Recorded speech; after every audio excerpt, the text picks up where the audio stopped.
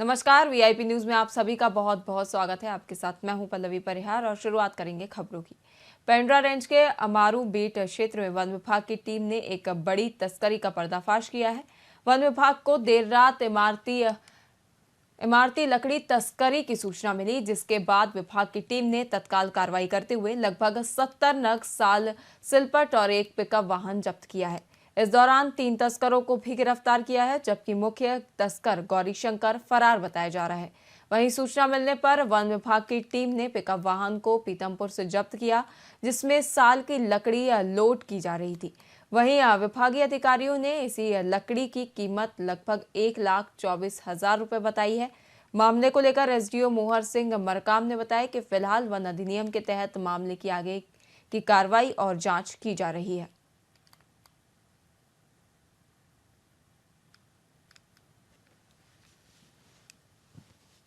ग्राम अमारू के पारा पीथमपुर में एक मेटाडोर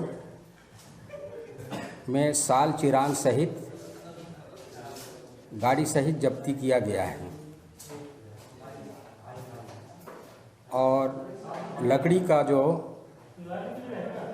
नाप जोख किया गया है 1.307 घन मीटर 70 नग पीवार नंबर 18,764/5 दिनांक 7/1/2024 वन अपराध प्रकरण दर्ज किया गया है।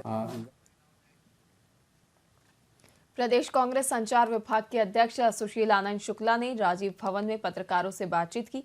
वहीं इस दौरान उन्होंने कहा कि सभी समाचार चैनलों में एक समाचार दिखाया गया कि अहमदाबाद साइबर सेल ने प्रदेश कांग्रेस अध्यक्ष दीपक बैज के खिलाफ फर्जी वीडियो एक्स पर शेयर करने के लिए एफआईआर दर्ज किया है।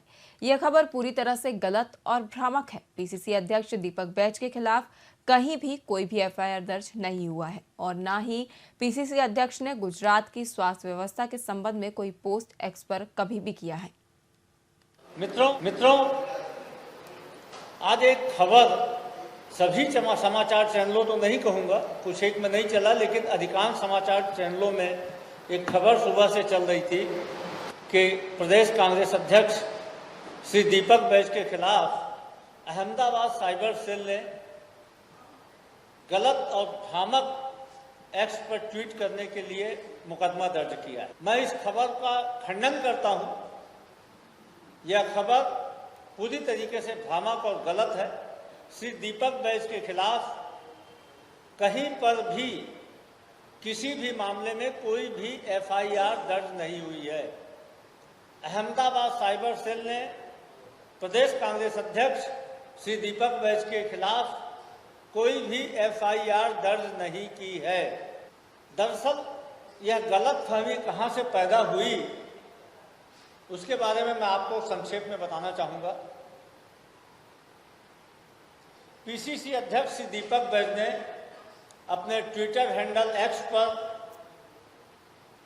31 अक्टूबर को बिलासपुर के जिला अस्पताल का एक वीडियो पोस्ट किया था, जिसमें एक व्यक्ति घायल अवस्था में अस्पताल के फर्श पर तड़प रहा था और वहां पे उपस्थित डॉक्टर बातचीत में मशगूल थे। परिजनों के बार बार गुहार लगाने के बाद भी डॉक्टर उस मरणासन अवस्था में पहुंचे हुए घायल की इलाज की ओर ध्यान नहीं दे रहे थे। राजधानी रायपुर में भारतीय सड़क कांग्रेस का 83वां अधिवेशन होने जा रहा है। इस 5 दिवसीय आयोजन के दौरान छत्तीसगढ़ के वैभव, संस्कृति और विकास के विभिन्न आयामों से देश विदेश के प्रतिभागी रूबरू होंगे। वहीं कार्यक्रम की शुरुआत 8 नवंबर को केंद्रीय सड़क और परिवहन मंत्री नितिन गडकरी ने की। आपको बता दें कि आईआरसी सड़क निर्माण से संबंधित इंजीनियरों और प्रोफेशनल्स की सर्वोच्च संस्था है, जिसमें भारत सरकार, सड़क परिवहन और राजमार्ग मंत्रालय, भारतीय राष्ट्रीय राजमार्ग प्राधिकरण, NHAIDCL और रिसर्च ऑर्गेनाइजेशन के इंजीनियर की सोसाइटी आदि आते हैं। आईआरसी का मुख्य उद्देश्य सड़क निर्माण, सेतु निर्माण और यातायात से संबंधित मानकों का निर्धारण करना, निर्माण संबंधी गाइडलाइंस और मैनुअल तैयार करने सहित समय समय पर उनका पुनर्निरीक्षण करना और तकनीकों और सामग्रियों का अध्ययन कर भारत देश में लागू करने के लिए मानक तैयार करना है। इसी कड़ी में उप मुख्यमंत्री अरुण साव ने भारतीय सड़क कांग्रेस के तहत आयोजित तकनीकी प्रदर्शनी का शुभारंभ किया।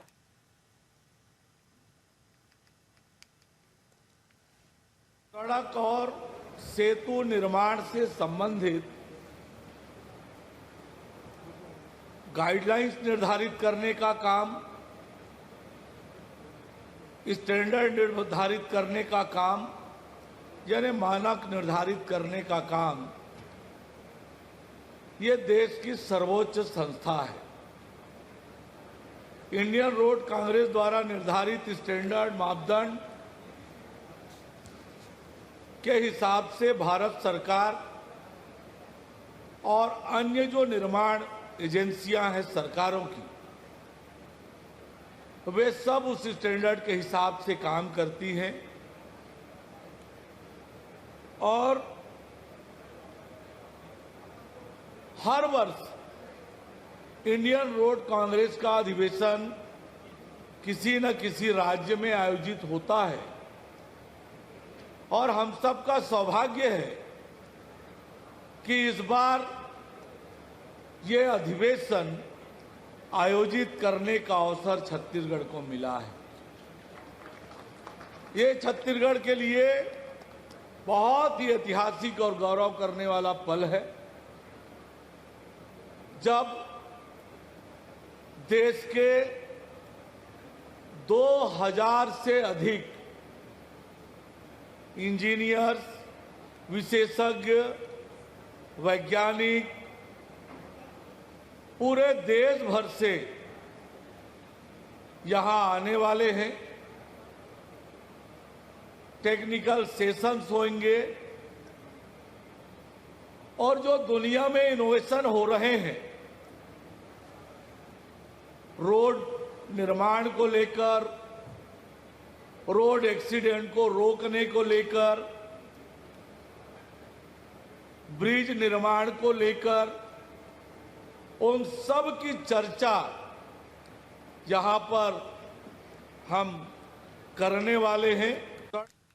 छठ पर्व भगवान सूर्य की उपासना और आराधना का प्रतीक है। वहीं श्रद्धालु सूर्यदेव से सुख, समृद्धि और स्वास्थ्य की कामना करते हैं। बता दें कि यह पर्व न केवल धार्मिक आस्था को दर्शाता है, बल्कि सूर्य के महत्व को भी सम्मानित करता है। वहीं सूर्यदेव के प्रति आस्था रखने वाले लोग इस दिन उपवास रखते हैं और कठिन साधना के साथ सूर्य को अर्घ अर्पित करते हैं, जिससे उन्हें जीवन के हर क्षेत्र में समृद्धि और सफलता की प्राप्ति होती है।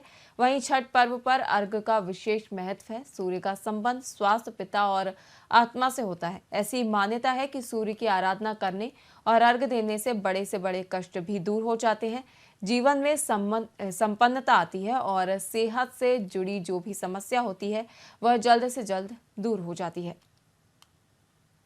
पूजा है दीपावली की 6 दिन के बाद से शुरू हो जाती है। जैसे नहाए खाए और खरना के बाद आज डूबते हुए सूरज की पूजा होती है। उसमें प्रतिवर्ष की भांति नगर निगम की जो सफाई व्यवस्था रहती है, उन्होंने दीपावली से पूर्व ही यहाँ पर सफाई व्यवस्था लगा दी थी।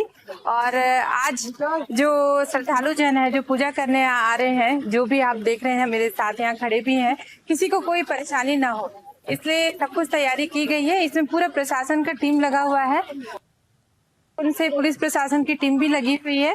और बस यही चाहते हैं कि जो नगरवासी हैं, जो यहाँ उपासना के साथ जो उपास रखे हुए हैं, उनकी जो मनोकामना है पूरी हो और पूजा में कोई किसी भी प्रकार की कोई दिक्कत ना आए।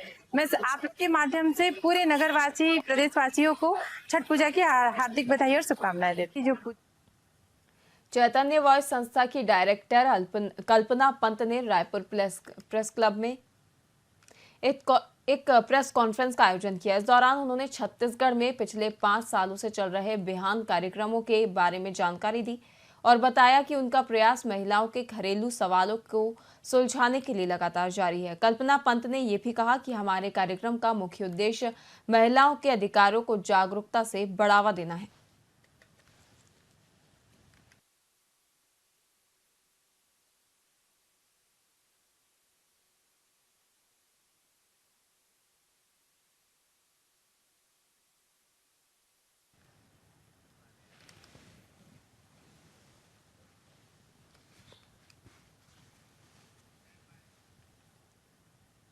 चैतन्य वॉइस संस्था की डायरेक्टर कल्पना पंत ने रायपुर प्रेस क्लब में एक प्रेस कॉन्फ्रेंस आयोजित की।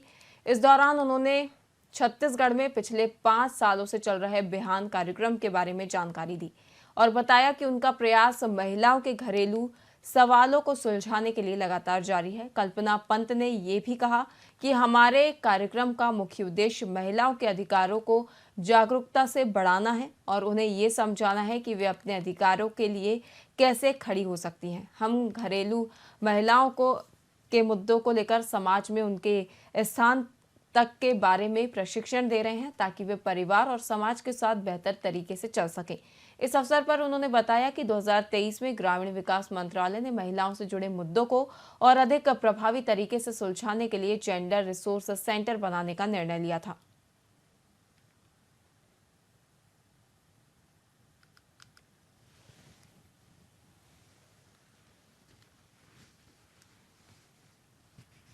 नमस्कार, मेरा नाम कल्पना पंत है और मैं चैतन्य वॉइस संस्था की एग्जीक्यूटिव डायरेक्टर हूँ और पिछले 5 सालों से हम छत्तीसगढ़ में बिहान के साथ में मिलकर के घरेलू हिंसा के प्रश्नों को कैसे सुलझाया जाए इसके लिए काम कर रहे हैं और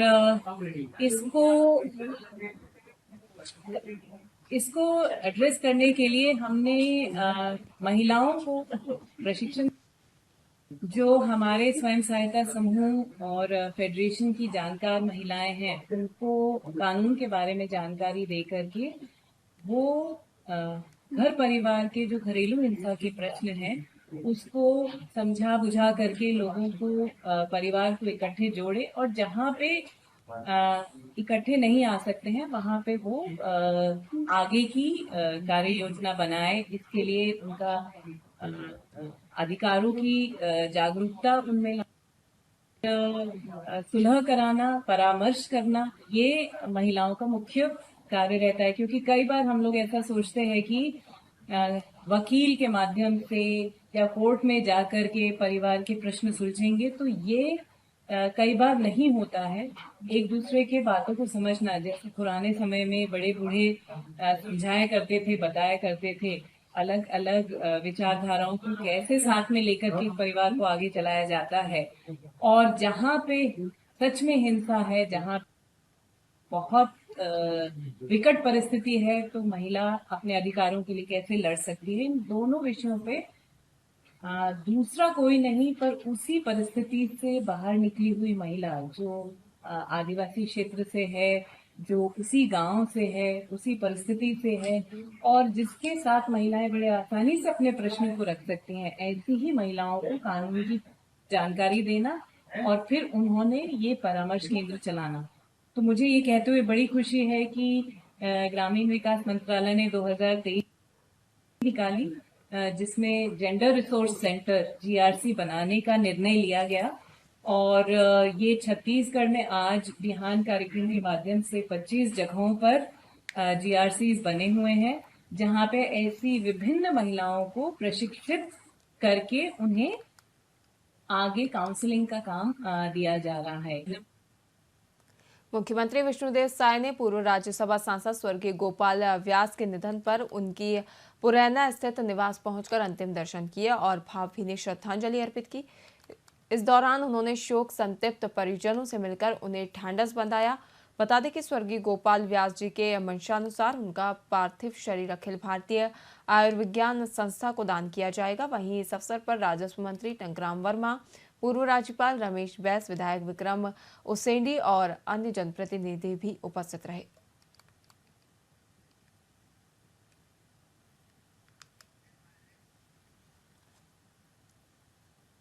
उप मुख्यमंत्री अरुण साव ने आगामी इंडियन रोड कांग्रेस के अधिवेशन को लेकर अपनी प्रतिक्रिया दी है। उन्होंने कहा कि अधिवेशन की विस्तृत रूपरेखा प्रस्तुत की जाएगी। वहीं साव ने बताया कि इस अधिवेशन में सड़क परिवहन मंत्री आगमन छत्तीसगढ़ में होगा और सड़क निर्माण के विशेषज्ञ भी प्रदेश में आएंगे, जहां सड़क निर्माण पर चर्चा की जाएगी।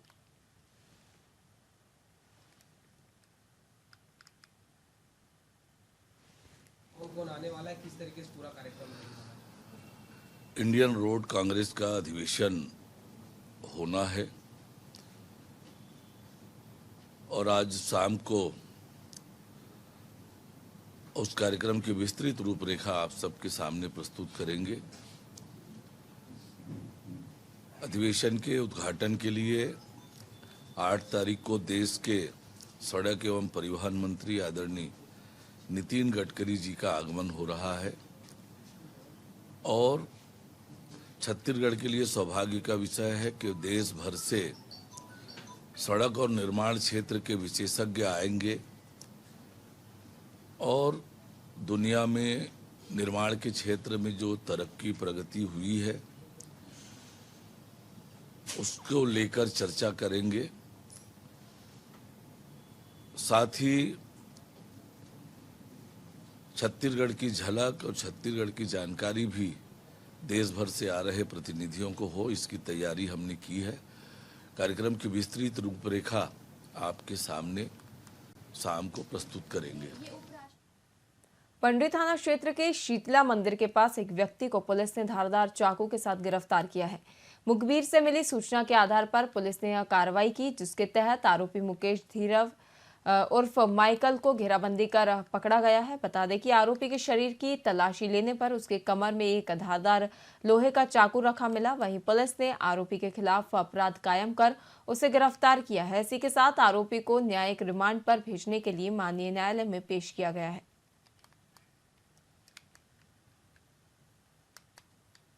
कांग्रेस प्रभारी सचिन पायलट ने रायपुर में महिला राजस्व अभियान की शुरुआत की। उन्होंने कहा कि इस अभियान के तहत महिलाओं को राजनीति में प्रवेश के लिए तैयार किया जाएगा और इच्छुक महिलाओं को शिक्षा प्रदान की जाएगी। वहीं पायलट ने विश्वास जताया कि इस पहल से राजनीति में कई महिला नेता उभरेंगी जो अच्छा काम करेंगी। इस मौके पर पायलट ने पत्रकार वार्ता में रायपुर दक्षिण उपचुनाव के कांग्रेस प्रत्याशी आकाश शर्मा के लिए प्रचार भी किया।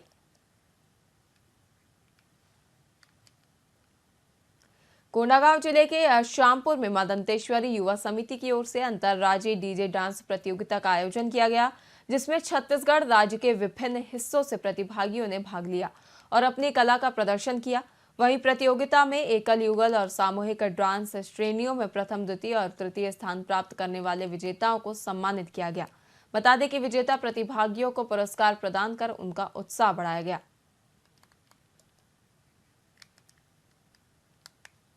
रायपुर में पुलिस की ओर से चलाए जा रहे विशेष अभियान के तहत मोबाइल छीनने वाले एक आरोपी को गिरफ्तार किया गया है। आरोपी की पहचान अमन खोबरागड़े के रूप में हुई है।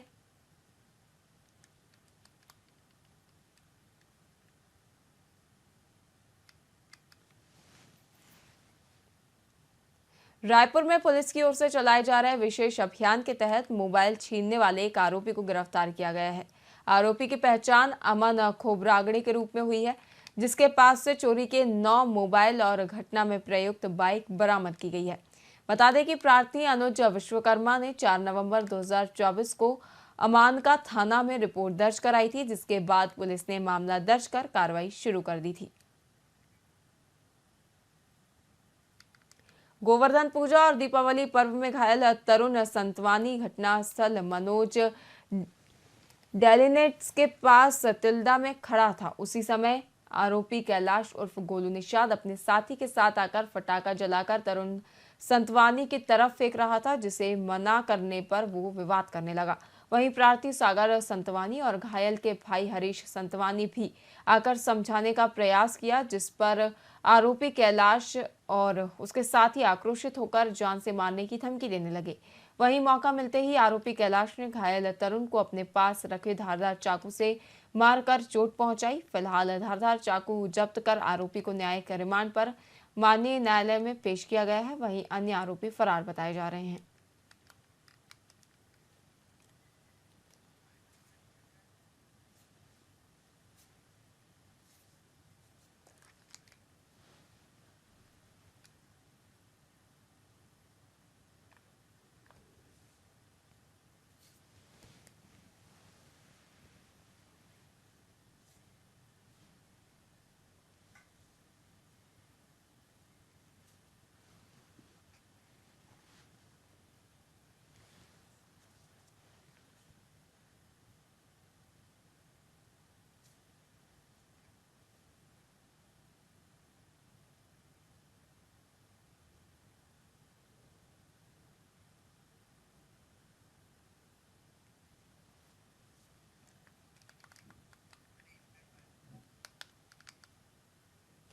कोटा विधायक के बयान से हिंदू संगठनों में आक्रोश व्याप्त है और ऐसे में अब कोटा विधायक अटल श्रीवास्तव की ओर से भगवा आतंक गुंडागर्दी शब्द का प्रयोग किए जाने को लेकर छत्तीसगढ़ में राजनीति भी गर्मा गई है, जिसके बाद भारतीय जनता पार्टी युवा मोर्चा ने पेंड्रा दुर्गा चौराहे में एकत्रित होकर कोटा विधायक अटल श्रीवास्तव मुर्दाबाद के नारे लगाए और जमकर विरोध प्रदर्शन किया, जिसमें पुलिस प्रशासन और भाजपा कार्यकर्ताओं के बीच झूमा झपटी भी हुई। वहीं रतनपुर के बांग्ला भाटा के आदिवासी क्रिश्चियन समुदाय की ओर से चर्च का निर्माण और उद्घाटन को लेकर विवाद हुआ है।